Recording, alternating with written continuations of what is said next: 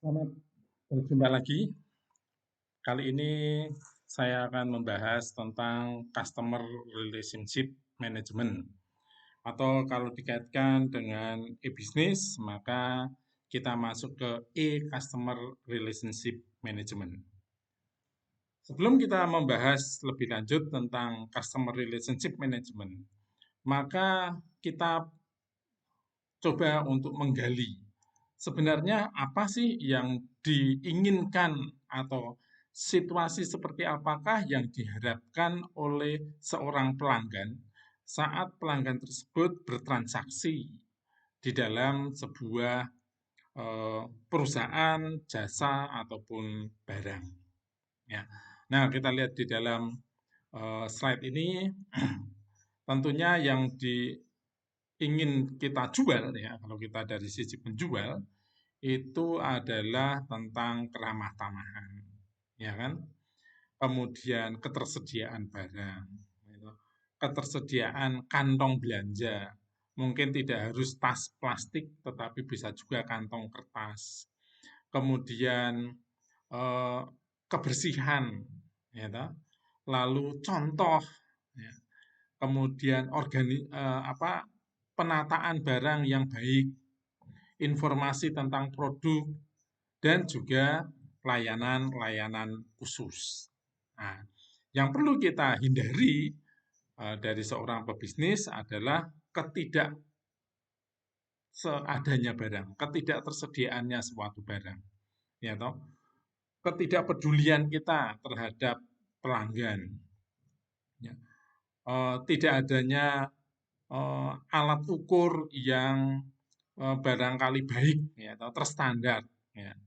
Kemudian penataan barang yang semrawut sehingga kita sulit mencari barang yang kita inginkan, ya. Tampilan yang tidak bersih, ya, atau mungkin juga keterampilan dari pengelola toko yang tidak baik, gitu. Nah, itu adalah hal-hal yang perlu dihindari. Mengapa customer kita itu senang atau sebaliknya juga mengapa customer kita itu tidak senang? Itu menurut survei yang pernah dilakukan oleh Cafe di sini adalah 68% karena permasalahan layanan atau service. Ya. Sehingga eh, dalam hal ini maka bisnis itu ditentukan oleh layanannya. Kita bisa lihat di sini dengan adanya customer calling center misalkan itu sudah membuat seseorang menjadi lebih baik. Tetapi kalau calling centernya diserahkan kepada mesin, ya, nah, karena ada juga sekarang calling center mesin itu akan menjemukan.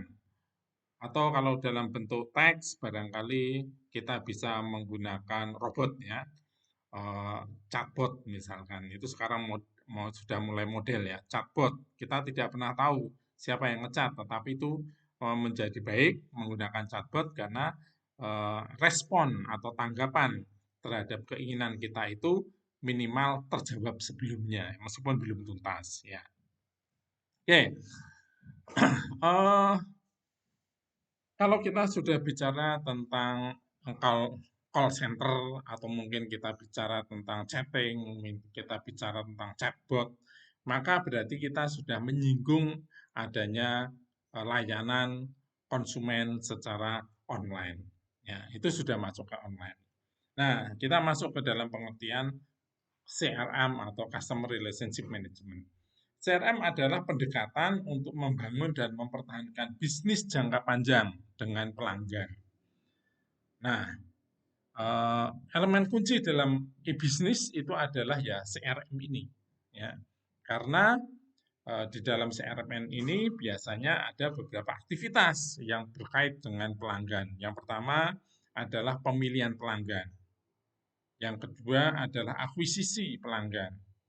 Yang ketiga, retensi pelanggan. Dan yang keempat adalah eksistensi.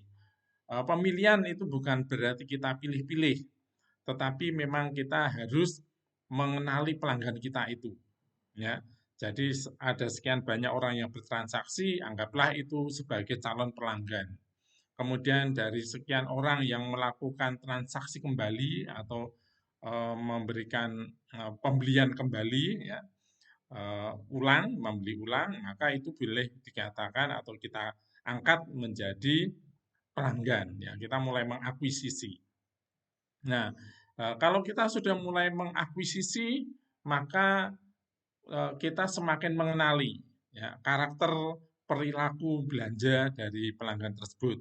Nah, ini adalah upaya untuk mempertahankan supaya pelanggan kita itu jangan keluar. Ya, jadi kita memang butuh pelanggan. Mencari pelanggan yang baru itu sulit. Ya, maka yang lebih baik kita lakukan adalah mempertahankan. Bagaimana kita bisa mempertahankan pelanggan kalau kita mengenali karakter belanja dari pelanggan kita.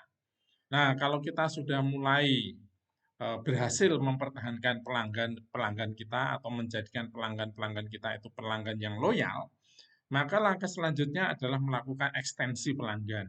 Ekstensi pelanggan adalah satu kegiatan untuk memberikan pilihan yang lebih luas dari yang selama ini dia lakukan. Misalnya, seseorang pelanggan sudah berulang kali melakukan transaksi di toko kita, tetapi dia hanya membeli rokok dan korek api, rokok dan korek api, rokok dan korek api gitu ya. Nah, padahal produk kita itu bukan tidak hanya dua itu saja. Nah, apa jeleknya kalau kita kemudian juga menawarkan hal yang lain, ya, misalkan menawarkan rokok dengan merek yang lain, misalkan menawarkan korek dengan merek yang lain, atau mungkin juga kita aksesoris untuk rokok supaya lebih sehat dengan menawarkan apa itu filter misalkan seperti itu. Atau kemudian menawarkan produk-produk yang sesuai dengan seorang perokok, misalkan adalah minuman, kopi misalkan. Nah, itu adalah ekstensi pelanggan. Jadi mengajak pelanggan kita untuk lebih banyak dan lebih luas pilihannya dalam belanja. Ya, itu adalah langkah-langkah di dalam CRM. Ya, jadi kita melakukan pemilihan. Pemilihan itu mengapa harus dipilih-pilih? Oh ya, karena kalau kita tidak memilih, ya kita akan terjebak. Kita akan mengelola data yang bersifat sementara terus. Ya, ada seseorang sekali belanja, kemudian tidak pernah lagi. Ya, tentunya ini bukan seorang pelanggan. Ya, kita tidak bisa kita anggap pelanggan. Pelanggan itu misalnya adalah setidaknya barangkali sekali melakukan repeat order, ya, transaksi kembali. Ya, contoh itu pemilihan pelanggan. Oke, nah, ya ini mungkin lebih detail satu langkah-langkah di dalam memilih pelanggan tadi misalkan. Pelanggan itu kan kita juga berbisnis punya target, ya toh? Nah, apakah pelanggan itu sesuai dengan target kita? Ya. Apakah pelanggan itu memberikan nilai pada kita? Ya toh? Kita lihat siklusnya, nah, siklus pembelian dia, siklus transaksi dia. Ya toh? Terus setelah itu baru kita menggait kalau memang itu masuk dalam kriteria pelanggan kita. Nah, kemudian kita mulai mengakuisisi, ya, customer acquisition. Nah, kita mulai eh, petakan, ya kan, orang ini atau pelanggan ini adalah pelanggan yang seperti apa, produk yang seperti apa, berapakah volume belanjanya, ya kan. Terus dari sekian channel atau saluran belanja, maka orang ini lebih banyak bertransaksi dengan channel yang mana. Itu adalah mulai kita mencoba mengenal. Nah, kalau kita sudah mulai mengenal, maka langkah selanjutnya adalah mempertahankan pelanggan itu. Gitu. Kita mulai mempelajari eh, kebutuhan perilaku dari individu-individu tersebut, seperti yang saya katakan tadi. Ya, oke. Selanjutnya baru kemudian melakukan pengembangan dari konsumen tersebut. Nah, secara teknik, ya, lebih teknis, ya, fasilitas di dalam sebuah software yang atau sistem yang masuk di dalam kelompok CRM ini setidaknya ada 5 menu atau lima fungsi, ya. Yang pertama adalah otomatisasi tenaga penjualan atau Salesforce Automation, ya, yaitu satu model pembuatan agen penjualan yang didukung dengan manajemen akun dan menggunakan alat untuk mengatur dan mencatat kunjungan pelanggan. Ya. Dia bisa melakukan transaksi secara otomatis, tidak lagi dilayani oleh satu salesperson, ya, tetapi oleh sebuah sistem. Yang kedua adalah fungsi manajemen layanan pelanggan, ya, yaitu satu sistem yang menanggapi permintaan pelanggan akan informasi, ya, sehingga dari situ maka pelanggan kita bisa mengakses informasi yang berhubungan dengan pelanggan, informasi yang berhubungan produk, dan informasi-informasi yang berhubungan dengan sejarah atau transaksi belanjanya. Yang ketiga adalah fungsi untuk mengelola proses penjualan. Nah, itu sudah jelas, ya. Jadi bukan hanya otomatisasi penjualan, tapi juga dia mempunyai pengelola penjualan, ya. Misalkan di dalam konsep bisnis to bisnis, ya. Jadi kalau seseorang itu sudah mulai cocok bertransaksi, maka bisa saja kemudian ditingkatkan transaksinya ini menjadi hubungan bukan lagi customer dengan bisnis, tetapi bisnis dengan bisnis. Karena siapa tahu customer kita itu adalah juga seorang reseller.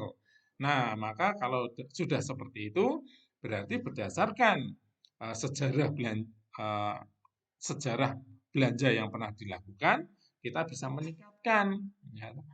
Misalkan dengan mengangkat dia menjadi pelanggan khusus atau partner bisnis, sehingga akan mendapatkan harga yang lebih murah.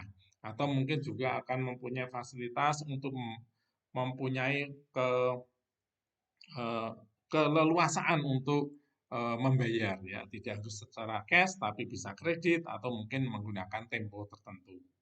Nah, fungsi yang keempat dalam aplikasi CRM biasanya adalah fungsi marketing, yaitu melakukan manajemen kampanye, ya, mengelola iklan, mengelola eh, pertanyaan atau mungkin komplain dari pelanggan, ya, itu eh, fungsi yang keempat. Fungsi yang kelima adalah melakukan analisis, ya. Saudara tahu bahwa dari transaksi yang dilakukan melalui CRM, maka bisa akan tercipta banyak data. Nah, dari data-data ini kemudian kita bisa tarik benang merahnya untuk melakukan analisis-analisis, entah itu tren penjualan, entah itu melakukan klasterisasi, pengelompokan, entah itu melakukan klasifikasi, ya, entah itu melakukan suatu prediksi, ya, itu kita bisa lakukan. Tentunya dengan kemampuan-kemampuan analisis yang semakin cerdas yang kita tanamkan di dalam aplikasi CRM, maka akan bisa mempermudah, mempercepat pemilik bisnis untuk membuat kebijakan-kebijakan bisnis yang baru. Itu adalah 5 fungsi yang mestinya ada di dalam sebuah sistem CRM. Ya, sebuah CRM dikatakan menjadi e-CRM apabila operasionalnya atau teknologi yang digunakan adalah teknologi komunikasi murni, ya, pure digital. Karena bisa juga memang CRM itu tidak yaitu konvensional. Bagaimana? Ya, salesman, manusia, lalu datang ke toko, tetapi dia sudah membawa perangkat keras, ya, atau membawa laptop, atau membawa tablet, atau membawa handphone, di mana dengan handphone itu dia melakukan transaksi secara langsung, ya, tidak menggunakan kwitansi, tidak lagi menggunakan faktur, tetapi langsung salesman kemudian melakukan transaksi, transaksi sudah langsung diubah menjadi sebuah faktur penjualan, dan faktur penjualan sudah langsung otomatis dikirimkan ke gudang, sehingga hari itu juga barangkali barang bisa segera dikirimkan. Ya, itu CRM dalam eh, operasional yang manual, ya. Sedangkan CRM yang sudah menggunakan teknologi komunikasi pure digital, itulah yang kemudian disebut dengan e-CRM. Nah, kalau kita sudah menggunakan teknologi digital, sudah menggunakan teknologi komunikasi, maka apa yang harus dikelola? Tentu yang pertama adalah situs web itu sendiri, ya. kembangkan sebuah situs web untuk melakukan eh, komunikasi dengan pelanggan dan mampu mendorong pelanggan untuk melakukan pembelian. Nah, bagaimanakah dengan komunikasi? Komunikasi biasanya bisa dilakukan dengan email atau mungkin dengan chatting. Nah, berarti harus ada eh, sistem untuk mengelola email ataupun chatting tersebut, ya. Lalu juga jangan lupa dengan media yang ada, dengan saluran yang ada, entah itu menggunakan mail, entah itu menggunakan chatting, entah itu menggunakan flyer, entah itu menggunakan running text, kita bisa manfaatkan untuk menerapkan pemasaran, ya kan? Nah, kemudian bagaimanakah untuk data analisisnya, analisis data? Nah, kita manfaatkan transaksi yang ada itu untuk dianalisis menggunakan teknologi yang ada, misalkan adalah data mining. Nah, data mining ini juga bisa digunakan untuk melakukan personifikasi sebenarnya, ya, atau personalisasi dari konsumen kita. Kita bisa melakukan atau menerapkan sebuah metode apa misalkan asosiasi ya untuk bisa mengenali bagaimanakah pola belanja seorang konsumen. Ya, sehingga dari situ kita bisa kemudian mempunyai ide untuk membuat penjualan secara bandit terhadap person tersebut, pelanggan tersebut ya. Atau kemudian kita bisa melakukan sebuah kegiatan klasterisasi tentang volume penjualan atau mungkin banyaknya transaksi dari masing-masing pelanggan kita.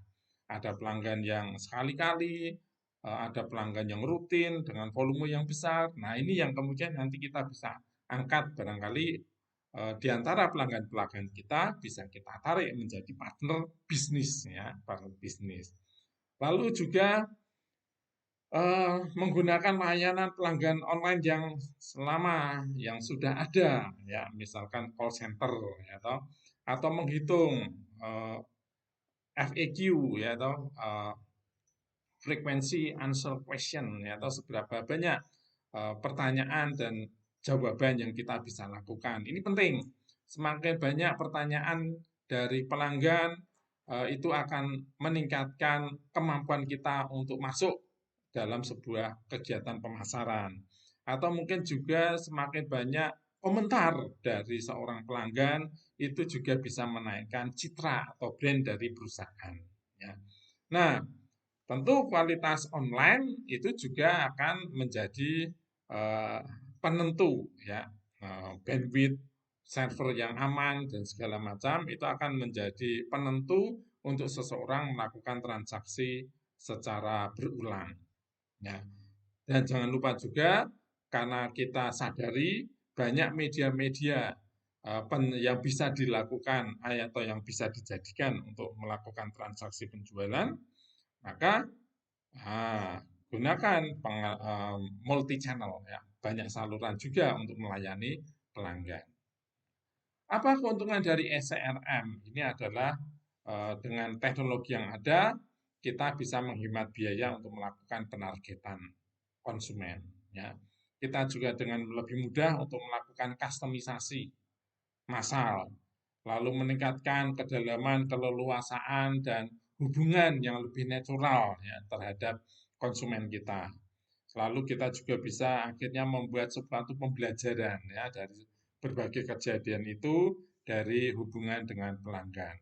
Nah, semuanya akan bisa kita lakukan dengan biaya yang jauh lebih rendah daripada itu kita lakukan secara manual. Nah, eh, ada istilah permission marketing. Ya, permission marketing. Apa itu permission marketing? Permission marketing. Ya. Jadi pelanggan setuju untuk terlibat di dalam aktivitas pemasaran organisasi sebagai hasil insentif. Nah, jadi kita melibatkan konsumen kita untuk mau menjadi pemasar gitu ya. Tadi saya katakan tadi di awal. Jadi semula ini hanya pelanggan, tetapi kemudian kita angkat menjadi partner bisnis yang pada akhir langkah selanjutnya adalah ikut memasarkan produk kita. Tentu kita bisa memperlakukan konsumen seperti ini apabila konsumen tersebut mendapatkan keuntungan, ya, atau bisa mendapatkan insentif misalkan, ya. Jadi itu adalah model dari pemasaran-pemasaran yang kemudian kita bisa terapkan, yaitu mengangkat seorang pelanggan lalu menjadi pemasar kita. Ya tentunya tetap ada pilihan, apakah seseorang itu mau terlibat atau dia tidak mau terlibat, ya, hanya ingin menjadi pelanggan biasa saja, itu bisa.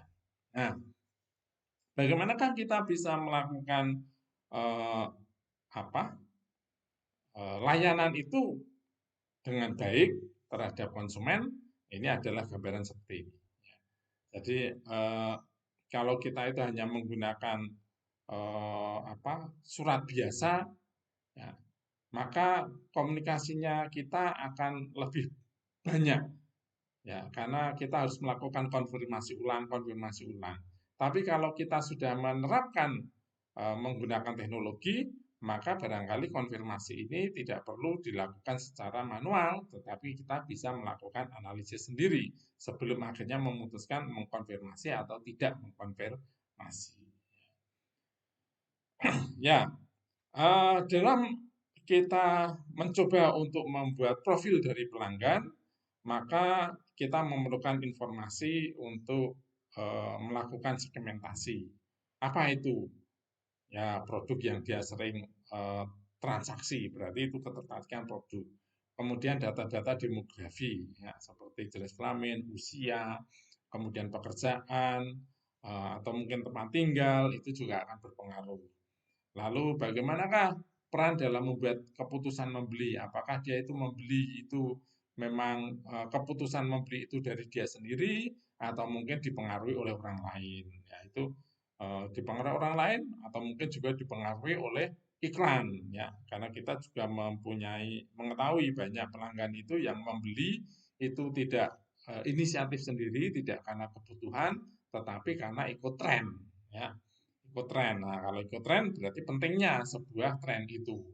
Kita bisa mempopulerkan apa itu daun tengkorak misalkan yang sebenarnya tanaman itu kalau di hutan-hutan atau di desa-desa itu banyak dan tidak dirawat secara khusus, tapi kalau kita mampu membranding, ya, bahwa daun tengkorak itu sesuatu yang istimewa dengan harga yang tinggi, maka orang bisa saja terjebak lalu mengikuti tren untuk menjual tinggi itu.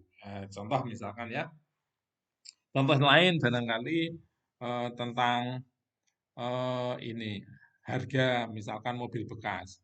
Ya, bagaimanakah kemampuan Auto 2000 misalkan yang miliknya Toyota ini atau Astra ini mampu membranding bahwa barang-barang bekas dia itu harganya mahal. Ya, siapa tahu itu adalah awalnya adalah perilaku dari internal perusahaan itu sendiri. Ya, dia mau membombardir informasi bahwa purna jual, sorry, harga mobil bekas dia itu selalu bernilai tinggi. Dia buktikan banyak transaksi. Nah, maka itu akan mengangkat konsumen yang lain juga untuk menjual barang bekasnya itu atau mobil bekasnya atau motor bekasnya juga dengan harga yang tinggi sehingga terciptalah image atau citra bahwa mobil tertentu itu menarik karena kalau kita menjual lagi, harga bekasnya itu masih tetap tinggi. Contoh seperti itu, ya. Itu adalah bagaimana kita bisa menghantarkan seseorang itu atau mempengaruhi seseorang itu untuk membuat keputusan membeli. Ya. Tapi bisa juga seperti yang dilakukan oleh Pepper dan Roger, yaitu ada kerangka pembelian yang disebut dengan IDCC, ya. IDCC yaitu identifikasi pelanggan. Identifikasi pelanggan itu bisa melakukan banyak cara melalui eh, jejak dia, ya, cookies di dalam dia melakukan transaksi di internet dan juga menggunakan perilaku log on, ya. Berapa lama seseorang itu masuk ke dalam sistem, ya, itu menunjukkan peminatan orang tersebut, ya. Kalau tidak tertarik, saya kira orang itu hanya akan ada di dalam halaman depannya saja, tidak mau masuk ke dalam sistem dan melakukan login. Nah, itu eh,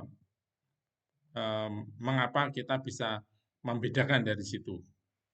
Kemudian dari data yang ada, melakukan diferensiasi. Ya, IDCC itu adalah identifikasi, diferensiasi, kemudian customer interaction, dan kustomisasi.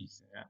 Interaksi dengan pelanggan. Jadi setelah kita bisa membuat peta tentang pelanggan-pelanggan kita, maka kita bisa melakukan interaksi dengan pelanggan itu juga dengan berbagai macam cara, berbagai macam channel sesuai dengan perilaku dari setiap pelanggan tersebut. Nah, pada akhirnya lalu kita bisa melakukan kustomisasi ya supaya pelanggan itu bisa mendapatkan barang, mendapatkan layanan, mendapatkan jasa sesuai yang dia inginkan dan mungkin berbeda dengan customer yang lain ya. Contoh misalkan dalam era sekarang, misalkan kita membeli motor ya, kalau di Cina sudah membeli motor itu kita sudah bisa custom sekarang ya.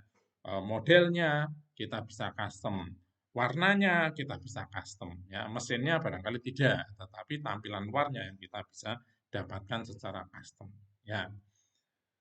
Nah, kemudian ada juga kegiatan yang disebut pemasaran konversi. Apa itu pemasaran konversi?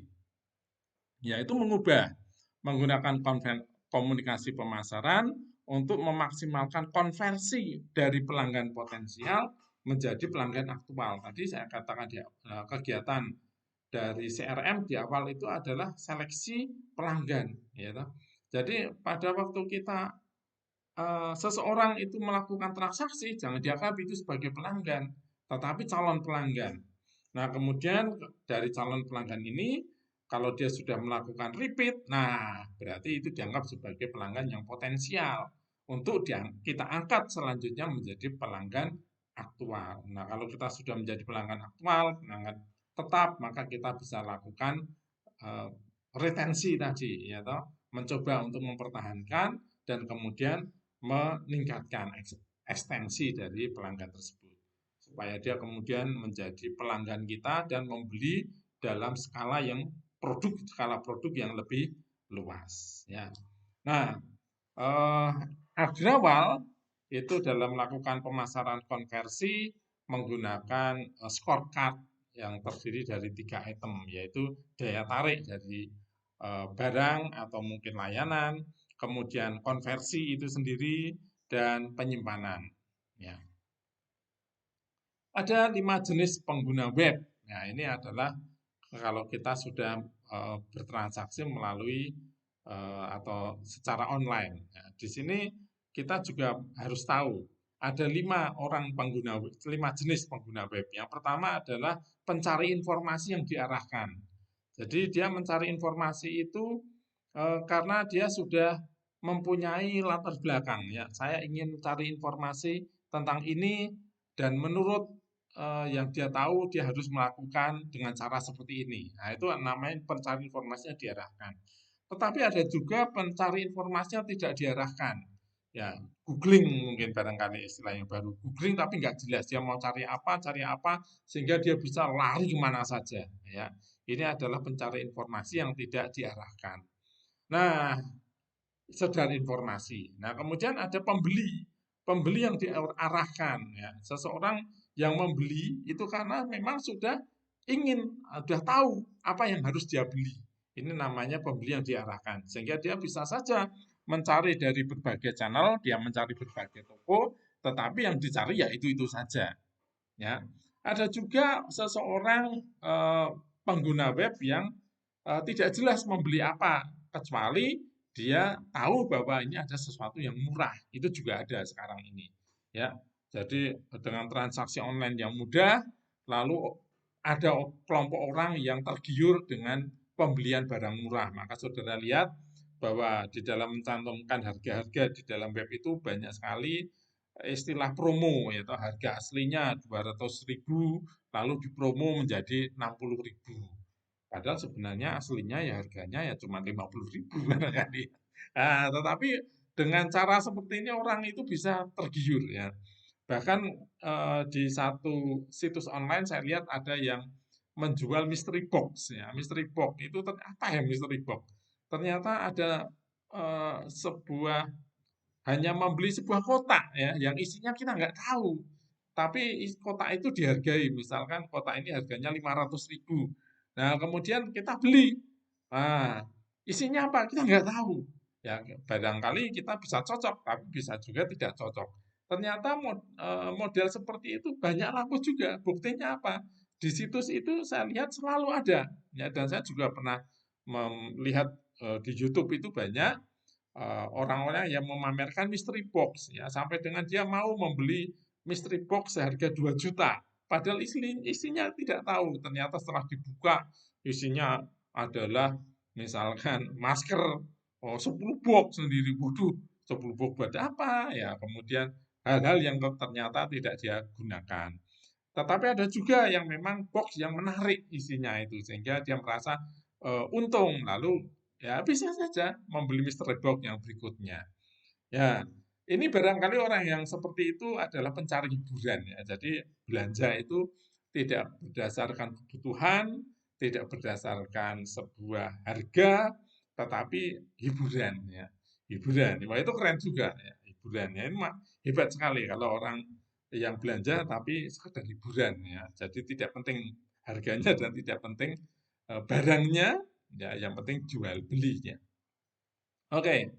Nah, kalau kita tadi sudah bicara tentang segmen pembeli yang ada B2B, ada B2C, ya. Tentunya beda memang konsumen dengan bisnis ya. B2B berarti kita berhadapan dengan bisnis.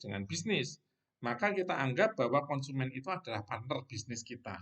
Meskipun pelanggan biasa, konsumen, customer itu juga partner bisnis.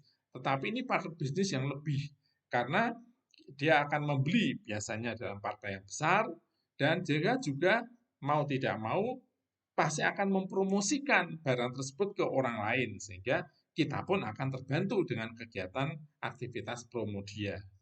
Nah, dari situ maka kita bisa membedakan dua hal itu ya. Jadi dari volume, dari nilainya, ya, dan rentangan produknya, ya, dan bagaimanakah keputusan membelinya itu juga bisa menjadi dasar untuk meningkatkan seseorang dari customer biasa menjadi B, sehingga hubungan bisnisnya pun tidak lagi bisnis to customer atau end user, tetapi bisnis to bisnis. Nah, di dalam kita melakukan komunikasi dengan konsumen, khususnya dalam komunikasi pemasaran, ini ada beberapa karakteristik. Ya. Misalkan dari push to pull, ya, push itu kita eh, membroadcast gitu ya, membroadcast informasi kepada publik.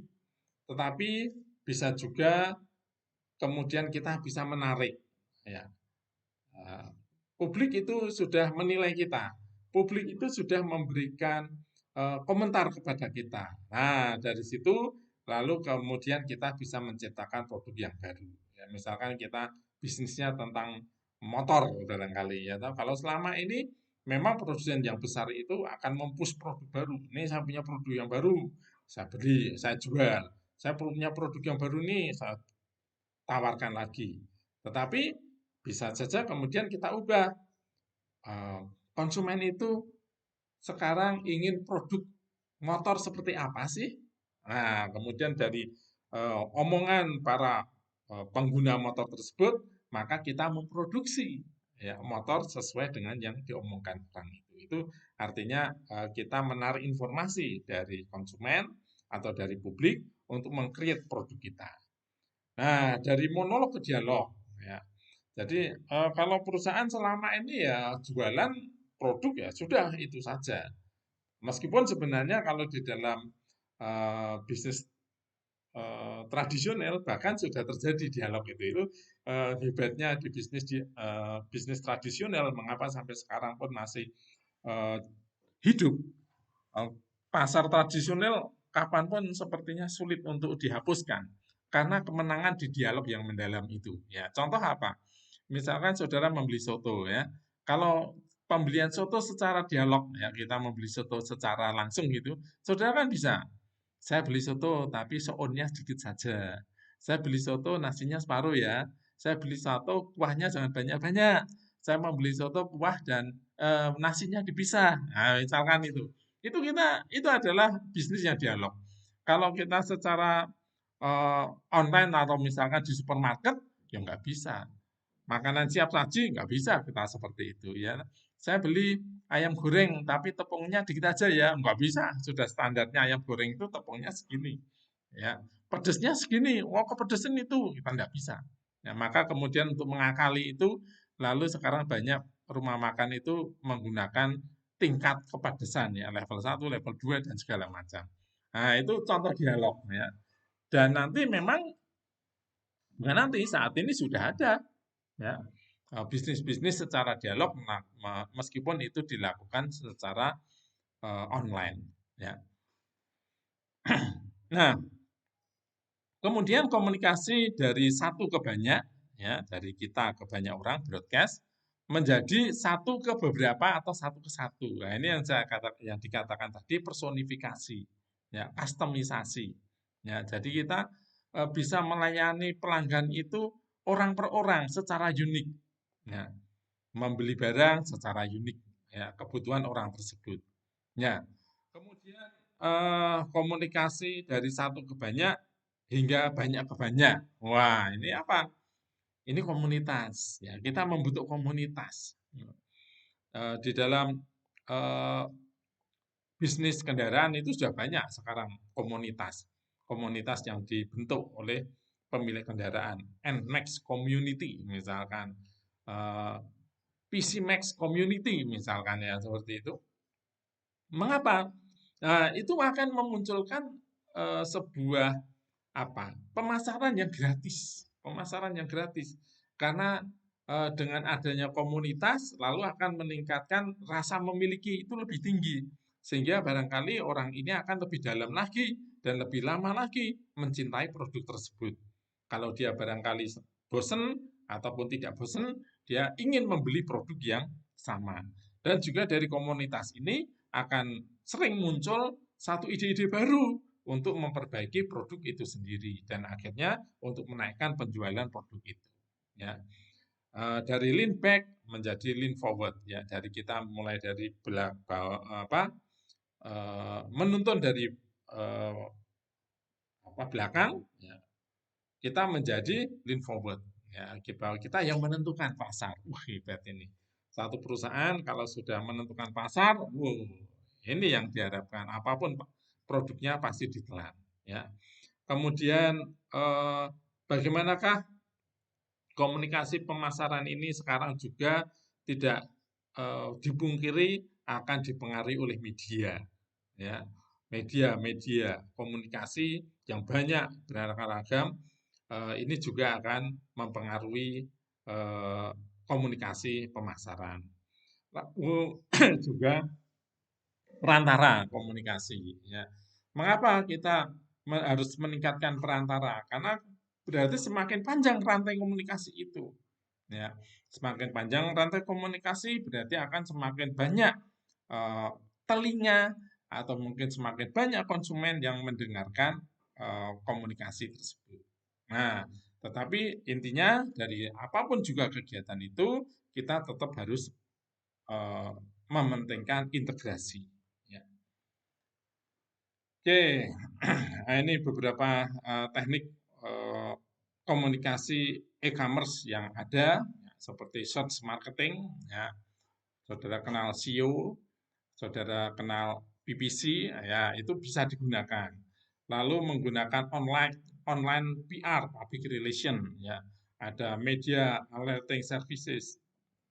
Ya, jangan ya dampaknya memang begitu kita masuk di dalam sebuah situs apapun, khususnya situs hiburan, situs film, maka iklan itu lalu muncul di mana-mana. Itu buruknya di situ ya. Lalu kita merasa tidak nyaman.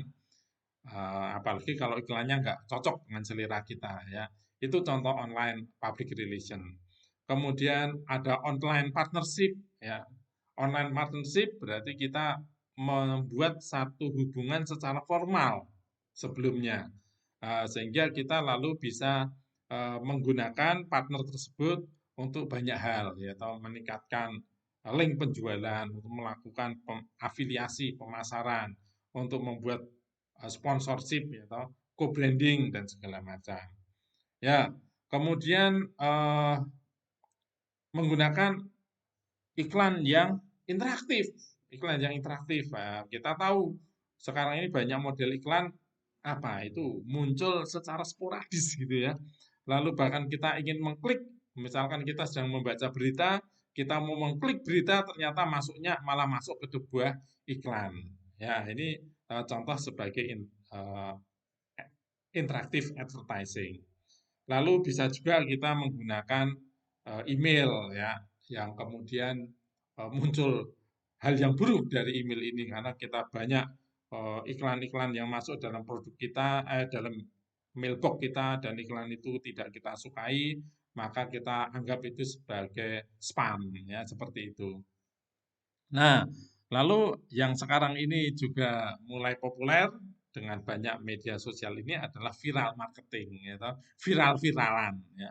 Jadi bagaimana kita bisa meningkatkan apa eh, iklan kita itu supaya kemudian ditonton oleh orang lain, viral ya. Sehingga ya banyak sekali model-model viral, bahkan kalau seseorang artis lama tidak laku, dia lalu membuat TikTok atau dia membuat berita sensasional untuk melakukan apa pansos istilahnya ya, panjat sosial ya.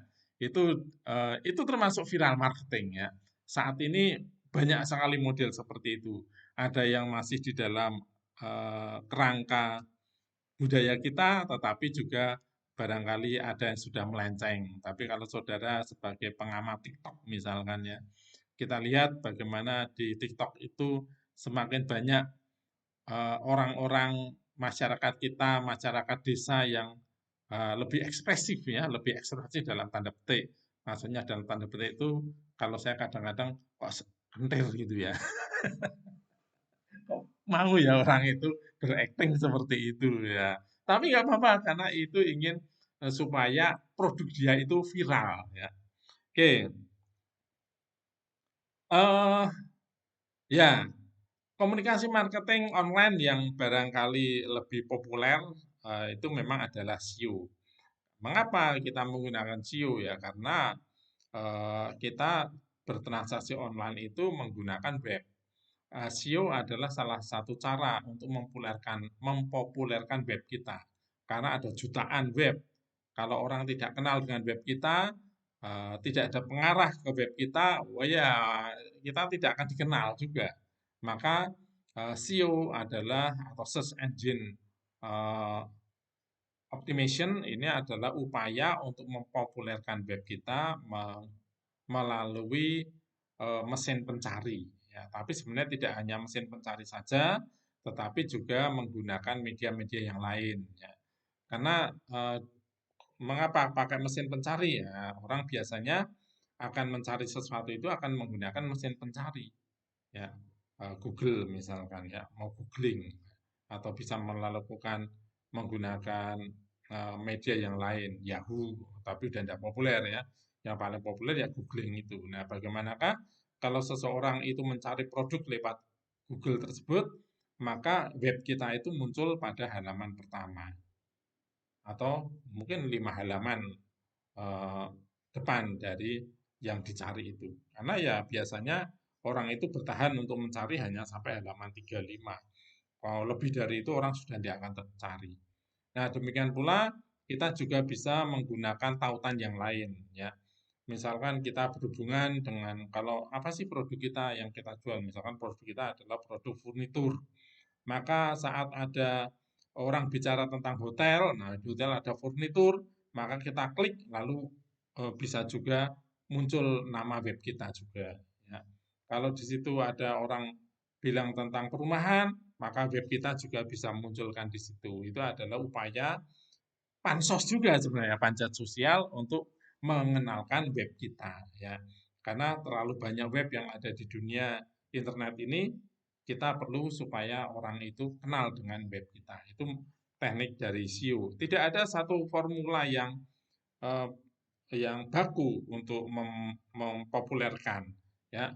Eh, dan SEO itu tidak ada juga formulanya. Ini adalah sesuatu kegiatan yang selalu hidup, ya. Teknik tertentu sudah benar, teknik yang lain tidak benar. Ya, contoh misalkan ya, dulu awal-awal internet pasti orang itu suka dengan situs porno. Maka kemudian banyak supaya orang atau web itu terkenal, lalu dikaitkan dengan situs porno tersebut. Tetapi zaman sekarang itu sudah tidak berlaku, ya. Bahkan kalau produk kita berafiliasi dengan situs porno, maka eh, web kita itu malah justru dianggap sebagai web yang harus diblokir, ya. Berbahaya, makanya itu berbeda. Nah, kalau tadi ada PR online. Apa PR online ini? Ya, kita public relation, ya, menghubungkan dengan eh, publik, ya. Kita akan melakukan komunikasi dengan publik dengan berbagai media, ya. Kita bisa lewat mana saja itu sebenarnya. Bisa pakai blog, bisa pakai podcasting, bisa pakai RSS, ya, atau kita membangun link dengan berbagai macam situs yang terkenal, ya, atau dengan Google kita bisa pasang iklan di situ, atau bisa juga kita menggunakan teknik buzz, ya, buzzer. Nah, buzzer di era dua dekade ini barangkali atau dua pemilihan 5 tahun belakangan ini istilah buzzer menjadi terkenal di Indonesia, yaitu buzzer politik. Tapi sebenarnya di dalam dunia pemasaran internet maka buzzer ini sudah banyak sebenarnya, ya. Bagaimana saudara membaca satu atau masuk ke dalam portal berita, wow, sudah banyak sekali itu teknik-teknik pemasaran yang kadang-kadang malah membuat kita jengkel, ya kan. Kita membaca berita malah diblokir oleh iklan. Dan celakanya lagi tidak ada apa cara untuk keluar kecuali kita harus menikmati dulu. Wah, eh, ini adalah juga teknik buzzer juga, ya. Nah, apa gunanya untuk membooster ini? Adalah supaya terciptanya komunikasi atau pemasaran dari mulut ke mulut. Ini adalah satu komunikasi pemasaran yang mendalam. Word of mouth marketing, ya, istilahnya WOM. Word of mouth marketing. Pemasaran dari mulut ke mulut. Wah, ini sudah pemasaran yang mendalam.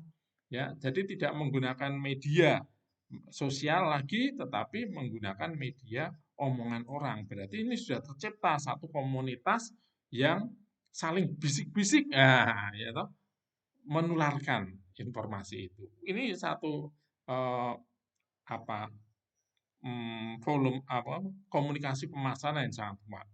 Nah, cara lain dari komunikasi pemasaran adalah membuat mitra, ya. Mitra sponsorship itu. Ini gambarannya seperti ini. Nah, kemudian dari sponsorship ini kita tinggal memberikan fee barangkali, ya, fee berdasarkan klik misalkan, ya. Jadi contoh misalkan sekarang banyak YouTuber, ya, kok bisa jadi YouTuber karena dia ternyata bisa menciptakan satu konten, kita pasang di YouTube, kita pasangi iklan. Nah, kemudian berdasarkan banyak orang yang menonton, ya, mensubscribe, like, atau memberikan komen, terus durasi waktu juga, lalu itu akan bisa memberikan fee, ya, Google atau YouTube sebagai pemilik iklan, ya, pengelola iklan, lalu bisa memberikan fee kepada pemilik konten itu. Maka kemudian membuat konten YouTube menjadi sebuah pekerjaan yang baru saat ini, ya, profesi yang baru sebagai YouTuber, ya. Nah, ini kita adalah sebagai mitra, ya. Sebenarnya kita sebagai mitra untuk mengkomunikasikan iklan-iklan yang ada di dalam YouTube itu, ya. Secara tidak langsung kita sebagai mitra. Nah, kemudian ada juga yang lain iklan interaktif, yaitu iklan yang kemudian kita bisa masuk, eh, kita diberikan fasilitas untuk bertanya lebih dalam dan mereka akan memberikan jawaban kepada pertanyaan kita, ya. Kemudian ada email marketing, tadi sudah ada viral marketing dan segala macam. Nah, tahap berikutnya atau fungsi berikutnya di dalam CRM adalah manajemen retensi pelanggan. Nah, ada dua tujuan. Yang pertama untuk mempertahankan pelanggan. Ya, yang kedua untuk menjaga pelanggan tetap menggunakan saluran online. Ya, jadi ada dua. Hanya sekedar mempertahankan pelanggan atau mempertahankan pelanggan untuk melakukan transaksi secara online. Ya, maka eh, jangan kaget kalau kemudian saudara membuat atau mencari sebuah produk di internet, ya, dan produk itu penjualnya ada di Semarang, lalu saudara ingin datangi toko tersebut, saudara ingin melakukan transaksi lewat GoSend misalkan seperti itu, dia tidak mau. Ya, mengapa tidak mau? Bukan karena tokonya nggak ada dan segala macam, tetapi karena dia ingin supaya kita itu berbisnis secara online. Mengapa? Kita kembali yang tadi itu, dengan adanya kegiatan online, itu jejak kemudian muncul. Nah, kalau kita transaksinya secara offline menjadi tidak muncul. Kita ngirim Gojek, nah itu sudah offline, ya toh? Jejaknya tidak ada. Nah, maka upaya yang kedua tadi menjaga pelanggan untuk mau bertransaksi secara online ini juga penting. Nah, kalau di rumah makan, Pak, ya sama. Di rumah makan itu sama. Ya, saudara tahu sekarang semakin banyak pembatasan sosial. Ya, kalau kita buka rumah makan yang dulu kita bisa tampung 50, sekarang hanya kita bisa tampung 25 misalkan. Sepenuh-penuhnya cuma 25, kan berarti berkurang. Ya. Nah, kemudian space-nya mubazir. Maka ya lebih baik tidak ada area atau ruang untuk konsumen kita makan, tetapi kita bisa mengefektifkan ruang yang kecil itu untuk berproduksi karena konsumen kita semuanya melakukan transaksi secara online. Ya. Lihat ada beberapa toko makanan modern yang saya lihat di Semarang ini. Saya mau memberikan eh, judulnya, nama rumah makannya nggak etis ya. Tetapi lihat bahwa rumah makan ini transaksinya sudah di luar ya, dapurnya berhadapan dulu. Nah, kalau kita mau makan, ternyata tempat makannya pun sempit. Ya, terus ada tulisan, kalau sudah selesai makan, tolong dibersihkan sendiri. Loh, ini gimana? Nah, ini sudah terlihat bahwa eh, rumah makan ini sebenarnya menginginkan Anda untuk tidak makan di tempat, tetapi bawa pulang. Kita lihat dari apa kemasannya. Ya, toh, misalkan warung kopi, kita beli kopi, kok tidak pakai cangkir sih? Tapi pakai gelas plastik, pakai gelas kertas misalkan. Nah, itu sudah sinyal bahwa mereka tidak menginginkan kita minum di situ. Silahkan take away. Nah, karena dengan adanya take away ini, maka space saya cukup kecil saja yang saya sewa untuk produksi saya. Ya, oke. Nah, kok sampai di sini tadi. Ya, ini menjaga pelanggan tadi secara online. Ya. Kemudian langkah berikutnya tadi adalah dalam kegiatan retensi atau mempertahankan pelanggan ini kita melakukan personalisasi atau kustomisasi. Ya, toh. Baik personalisasi maupun kustomisasi massal itu semuanya bisa dan baik untuk pengembangan pasar kita. Ya, toh. Jadi kita bisa menggunakan eh, email ya yang masuk untuk menyampaikan informasi ya toh, untuk memberikan nilai tambah produk dan juga kita bisa gunakan untuk mengingatkan pelanggan ya. Juga nah perlu kita terapkan variabel-variabel yang perlu kita perhatikan adalah preferensi pelanggan, tanggal dan waktu, kemudian ada peristiwa-peristiwa tertentu dan lokasi. Itu nanti akan penting. Ya, preferensi pelanggan itu akan menentukan produk, ya, tanggal dan waktu berarti waktu, ya. Barangkali orang belanja itu dalam tanggal-tanggal tertentu atau mungkin dalam peristiwa-peristiwa tertentu. Dan dengan area kita bisa melihat produk apa itu lebih terkenal di mana. Barangkali kemudian kita bisa mengembangkan unit bisnis kita untuk mempercepat layanan, kita bisa membuat stokis di tempat-tempat tertentu dengan produk yang saling berbeda sesuai dengan peminatan di area tersebut. Ya, lalu yang langkah berikutnya tadi setelah retensi adalah ekstensi, ya, memperdalam hubungan dengan pelanggan melalui peningkatan interaksi dan transaksi produk. Ya, jadi kita bisa melakukan segmentasi secara lebih lanjut dengan mengidentifikasi siklus hidup dari pelanggan atau grup pelanggan, mengidentifikasi karakteristik dari pelanggan, kemudian mengidentifikasi perilaku dalam menanggapi dan membeli, lalu mengidentifikasi perilaku di dalam penggunaan saluran, dan nada dan gaya orang tersebut dalam komunikasi. Ya, nah itu ini adalah tahapan segmentasi siklus hidup pelanggan, ada 7 tahapan ya. Mulai dari dia berkunjung pertama, ya, kemudian dia melakukan kunjungan kembali, ya toh. Lalu dia kemudian mulai mau mencatatkan diri sebagai pelanggan yang tercatat, ya toh. Nah, lalu kemudian dia menjadi pengunjung yang tercatat, ya. Kalau pengunjung yang tercatat, dia pasti akan melakukan transaksi yang lebih, ya. Terus kemudian dia sudah melakukan penjualan lebih berulang berkali-kali, ya. Lalu dari situ kita bisa memberikan dia insentif, ya. Nah, begitu kita memberikan insentif, mereka mulai tertarik. Nah, lalu dia akan menjadi pelanggan yang lebih aktif lagi. Tadi kalau semula menjadi customer biasa, maka siapa tahu lalu dia akan menjadi reseller atau partner dari usaha kita. Ini tahapan dari segmentasi pelanggan. Ya, eh ini adalah jenis-jenis aplikasi dari CRM ya. Ada banyak macam di sini. Bagaimanakah eh, yang hijau ini? Bagaimana kita melakukan eh, kampanye atau promosi melalui e-newsletter ataupun email. Ya. Kemudian kita juga mempunyai database tentang pemasaran tersebut dan di bawah itu kita juga mempunyai sistem manajemen untuk melakukan kampanye. Ya, jadi sebagai platform dasarnya adalah sistem manajemennya, kemudian saluran yang kita bisa lakukan itu adalah kita punya database dan juga kita menggunakan banyak saluran. Itu modelnya. Nah, saluran ini yang hijau ya, yang di atas itu nanti akan bermacam-macam. Ya. Eh, eh, Tergantung dari media yang berkembang di kemudian hari. Oke,